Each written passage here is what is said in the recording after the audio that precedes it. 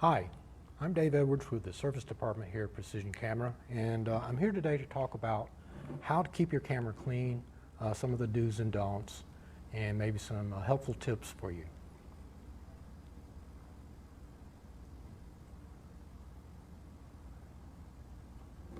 I brought a Canon EOS 60D, a very common camera with a zoom lens, as a demo camera.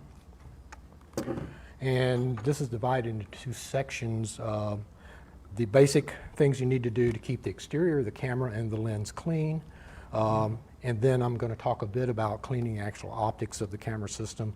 But today we're not talking about cleaning the sensor. We'll hold that off for maybe a later video. So, basic things you need. For exterior cleaning, one of the handiest things to have is an old toothbrush. You can buy a special toothbrush for it, but one that's been used and you're getting ready to discard is fine. The thing about this is it's stiff enough that it'll remove most of the loose dirt, grit that accumulates on the camera. It's not so stiff that it'll harm any of the plastic, for instance, in the display covers, the windows, and the rear display. You don't want to get something too rough. Next thing you really ought to have, and probably most of you will have this, microfiber cleaning cloths. This is a coarser one with a terry cloth-like finish. You can get these just about anywhere. I'll show you how those are used in a minute. A good surface cleaner. Now, I've tried a number of surface cleaners, and no, I don't have any stock with Johnson & Johnson, but this is so far the best I've found. And it works on just about everything. It doesn't leave a sticky residue or anything like that. I'd recommend this, but any good surface cleaner, as long as it's not including chlorine bleach. Cleaner with bleach can attack some of the plastics and the rubbers. You don't want to use that. So a good surface cleaner is good to have. Occasionally you may want to get a little more aggressive in cleaning if you've got something sticky on the camera.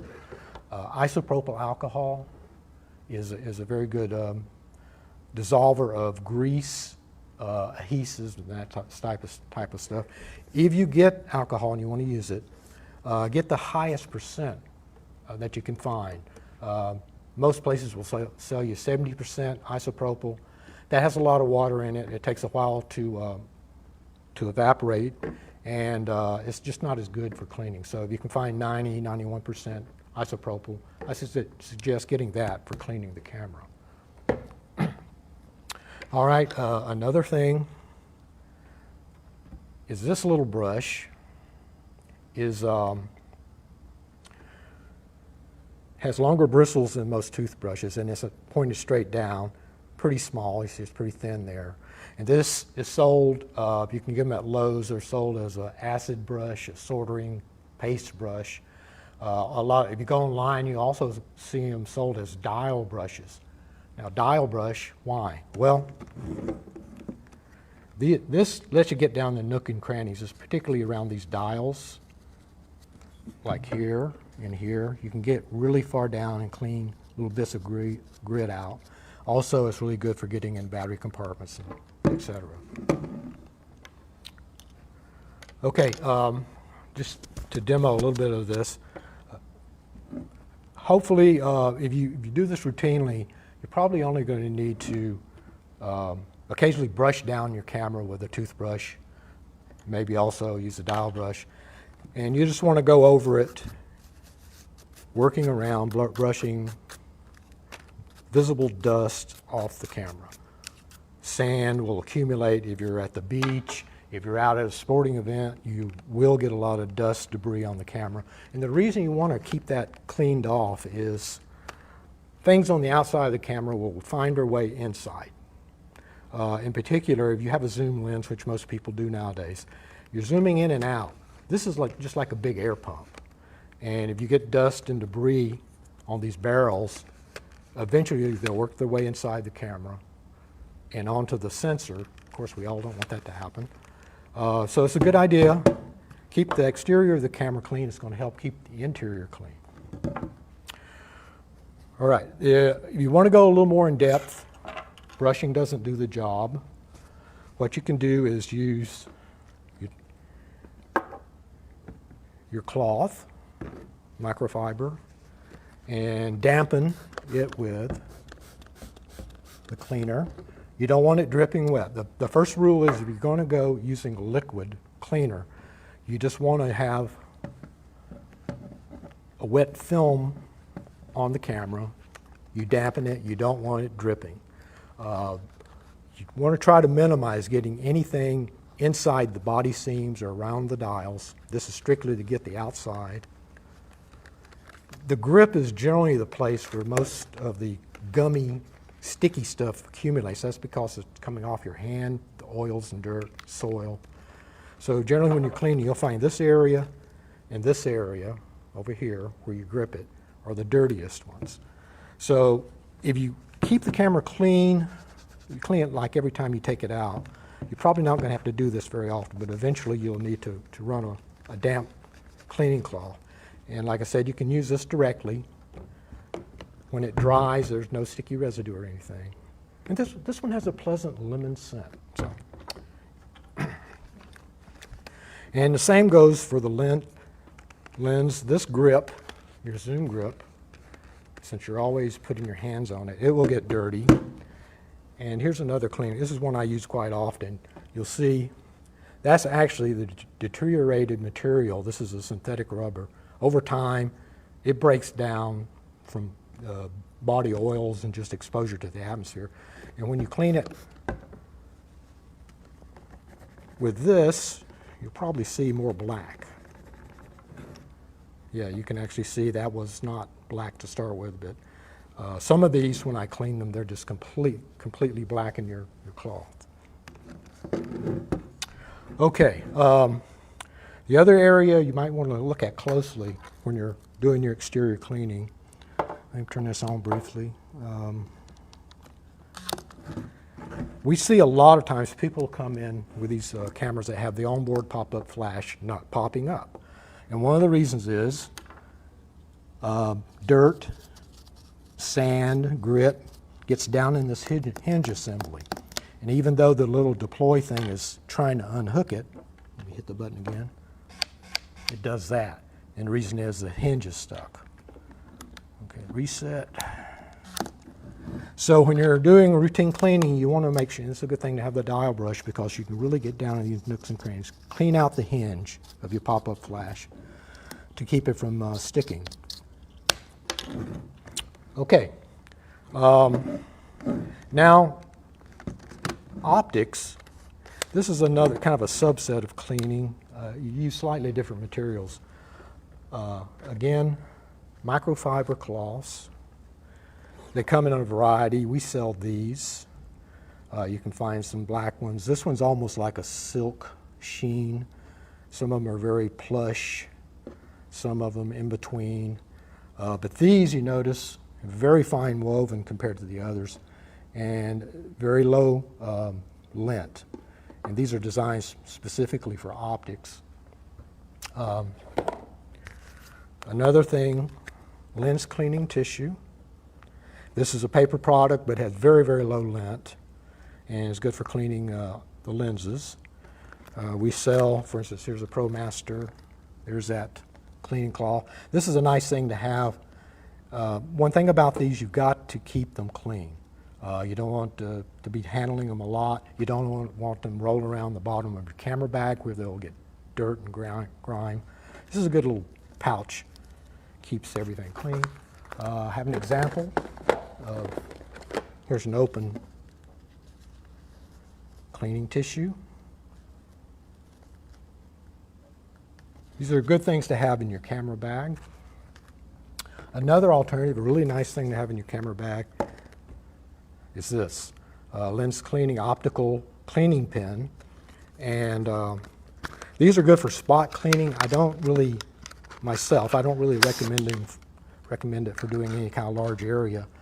But basically you have on one side, there it is, a brush. You can deploy it completely. It's very soft there. That stiffens up the bristles. And on the other side, you have a little cleaning pad. Now this is a dry cleaner for mainly for fingerprint smudges, that type of thing. It doesn't work very well on some things like water spots. If you get a hard water spot on your lens, this is not going to do you much good. It's really handy to have in your camera bag to get fingerprints and that type of thing off. Okay, as far as cleaning the lens, the first thing you want to do, another thing you should have, I've got two here, different sizes. You can go to any art supply, Walmart, their little arts and crafts section has these. That's actually where I bought these. These are very soft bristle brushes. And the things you want to do first, before you start putting any other type of cleaner or using your cloths on the lens, you want to get the grit, dust off the grits, sand, the larger chunks, before you start applying any pressure for cleaning. And the reason is pretty obvious. You take a cleaning cloth, so you're starting to clean it with a liquid cleaner or whatever. If you're rubbing the sand in there with it, it's going to potentially scratch the optics. This one has a filter on it, and we always recommend that you use a clear filter as a protector. And what you end up doing most of the time, assuming it's all clean to start with, you just clean the filter. And if anything happens, like you get a scratch, you can replace the filter for $20. If you have to replace a front element, you're talking $200, $300, $400, depending on the lens. So, quick question, Dave. Yes, sir. Will ammonia damage the surface of the camera? Ammonia? It depends. I don't recommend using it. It leaves a residue. There are some circumstances where it's good for glass, certain types of water stains. Ammonia will remove them. Also, occasionally you'll get a hard water stain and it'll leave a little white ring or something. The other thing that works real well is white vinegar. You can get this at any grocery store. It's really good for removing, basically, if you get a splash, let's say, you're out around one of the creeks around here. Most of the surface water around here has a lot of dissolved calcium in it, calcium salts. Get a little splash on there, you'll get a hard water mark left over when it dries. The easiest thing that will clean that off, and as long as you're not doing a lot of rubbing, ammonia can do it, but I'd recommend the vinegar, white vinegar. All right, well, I mean, it's pretty straightforward. Most of you would know this. Here's a lens cleaning fluid.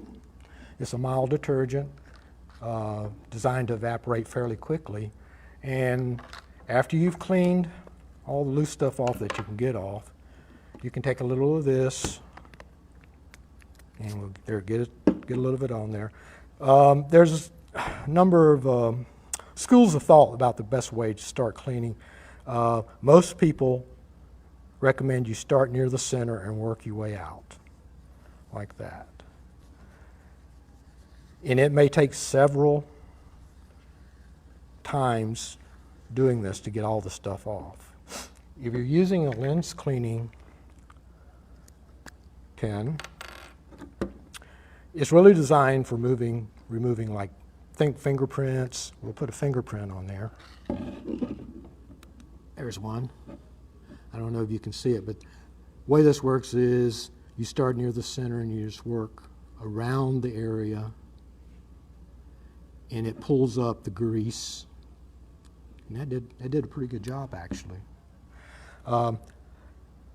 From what I've read, these are good for maybe 400 or 500 cleanings like that of a small area. I haven't had mine long enough to be able to vouch for that. But one thing you want to do is, before you stow it away, if you've done some cleaning, make sure there's nothing left over, like little bits and pieces, little grit. Just brush it down. You never use any liquid with this, by the way. But that's a good handy thing to have in your bag. The rear element, same thing, just dampening. You can actually just dampen. This is a very small element, so I would just dampen a little area on your cleaning cloth. And rub it around, and you can inspect it from an angle and see if there's any residue left. There's a little there. So there we go. And so that part of the optical system is clean. On the body, little eyepiece glass. Now on some of the lower end cameras, the entry level, what we call entry level cameras, this eyepiece is made of plastic. You've got to be very, very careful. It's very soft coating on there. So what I recommend is using cotton swab, Q-tip, dampening it a little bit here with lens cleaner, and gently rubbing to get whatever oil or residue or whatever's in there off. Again, you may have to go several times to get it completely clean, but you don't want to rub too hard on it. Even on the higher end cameras, which are glass, these coatings are still pretty typically soft. So there you go. And never start on this until you've dusted off the obvious sand bits, because that will certainly scratch that particular coating if there's any sand in there trapped between that and your swab. Okay.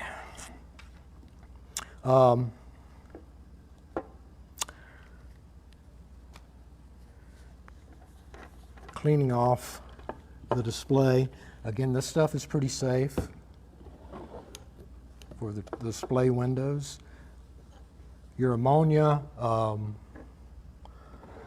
harsher chemical cleaners, I wouldn't recommend using it on these windows.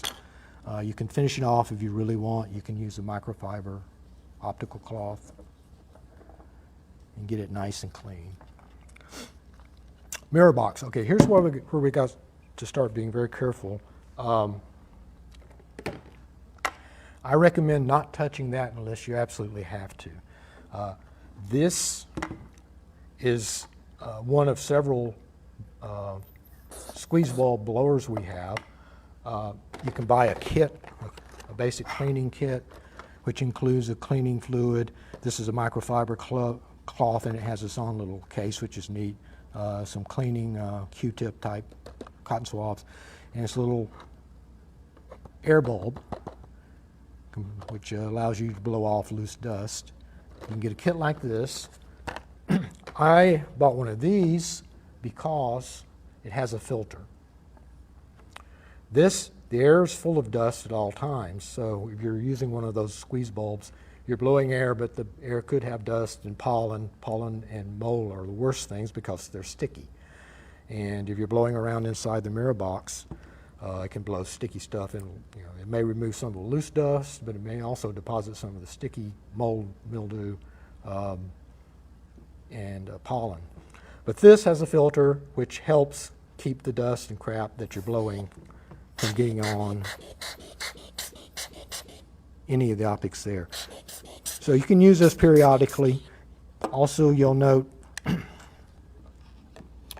I see a lot of times dust will accumulate right around the bottom of the mount, where the mount interfaces with the mirror box. You can brush that out. If you remember, keep these clean. You don't want to use touch them with your fingers. You don't want to use them for cleaning areas that are dirty or with grease or anything. And you can clean these off with alcohol if they do get greasy. But if this is clean, you can use it also to lightly dust out the mirror. I don't recommend touching the mirror with anything unless you absolutely have to.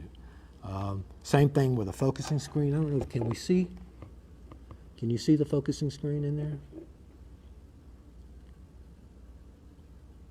Just a little bit. Okay, it's that kind of translucent looking thing up in there.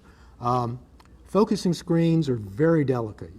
Again, you don't want to touch them with any kind of cleaning fluid, or basically don't touch them. You will get dust, and one thing we have a lot of people come in talking about having dust in their camera. And you look through the finder and you can actually see little dust spots. That is completely out of the optical path used to make the image.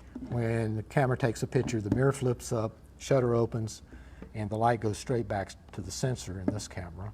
And what you see through the finder is not what goes onto the sensor. The sensor at the back can accumulate spots. As a matter of fact, it will over time, no matter what you do. If you keep the outside of the camera clean, like I've been saying, and especially your lens, you can minimize how much stuff gets inside the camera. Likewise, minimizing how much you open the camera outside, changing lenses and such, can help minimize that. But there's just no way, if you're living in the Earth's atmosphere, that you're going to be able to keep dust out of your optics completely forever. The other thing about lenses, because they are like a big air, this zoom especially is like a big air pump. Even the manual prime lenses, because the barrels move when you focus them, they also have a compression suction cycle, and they will draw stuff inside them. A little dust doesn't really hurt anything. It's not going to affect the image quality in any way you're going to notice. What will affect it more is fingerprints. Greasy stuff on the optics causes a lot of diffusion. It lowers your contrast. That you'll notice immediately. A little bit of dust inside the lens is not going to cause much problem. So as long as you keep most of it off, the surfaces, image-wise, you're not going to have any problem. All right. Last thing I want to talk about is a don't. We had some do's and don'ts. Like I said, don't touch the inside of the camera mirror box unless you absolutely have to. Here's a big don't. We sell this. Everybody sells it, actually. You can get them in Office Max, a lot of places. Compressed air, we call it. It's not really air. But the problem with this stuff is, especially when the can is new, if the can is not perfectly flat and you're not moving, you have a pretty high probability when you first start off that you're going to spray some of the propellant, liquid propellant will come out, and it'll end up on whatever you're spraying. So if you're spraying a lens, or even worse, we see from time to time people will bring in a camera and there's a big oily spot on the mirror and it's splattered up onto the focusing screen. It's from this can shooting out the propellant with the gas. And we just recommend don't use these on camera optics. I use them at home to clean computers when I'm working on them.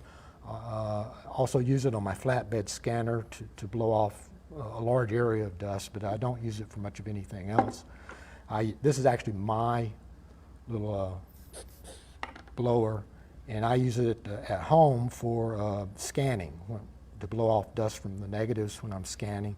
I tried to do it with this for a while, and I ended up ruining enough negatives to know that no matter how careful you are, especially when the can is full, you're going to have a potential of that stuff coming out and damaging whatever it is you're trying to clean. Okay, well, that's about all I have to give you today. If you have any questions about camera cleaning, or you have something more serious that you need addressed, don't hesitate to drop by and see us in the service department. A lot of times we can help you out. Again, I'm thinking about maybe having another presentation about sensor cleaning. Sensor cleaning is a very delicate procedure, and I'm not sure there's much I can show you that I'd be confident in letting you do, but we'll see what we can do about that a little later. I hope we've been able to help you a little bit with housekeeping for your camera. And again, have any other questions, come by and see us.